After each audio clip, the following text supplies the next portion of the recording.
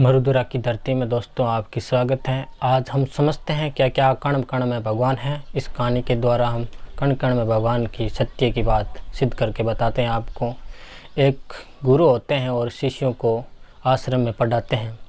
आश्रम में गुरु बताते हैं कि संसार की सभी वस्तुओं जीवों जंतुओं में भगवान है, तो शिष्य भी मान लेते हैं। तो एक बार एक शिष्य बाजार सामान लाने गया और वापस आते समय एक पागल हाथी उसके सामने से आ रहा था, लेकिन उसे नहीं पता था पागल हाथी हैं। फिर पता चला उधर से किसी आदमी ने कहा कि पागल हाथी हैं, उसे हट जाओ, लेकिन वो नहीं हटा।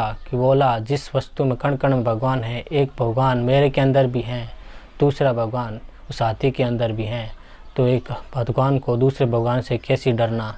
लेकिन वो नहीं हटा और हाथी ने अपने सूंड से उस बालक को बाहर फेंक दिया और पेड़ों में लट गया और उसके हाथ पांव टूट गए। और उसके दोस्त आकर उसे लेकर चले गए और आश्रम में सेवा की और गुरुजी वापस आए।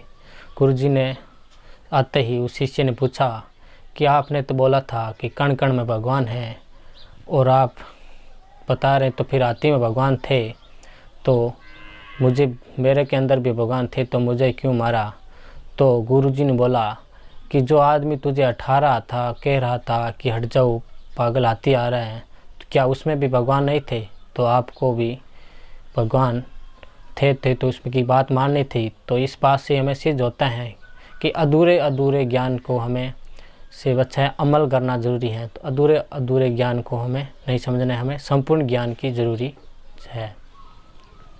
दोस्तों ये वीडियो कैसा लगा कमेंट और सब्सक्राइब करें। थैंक यू, धन्यवाद।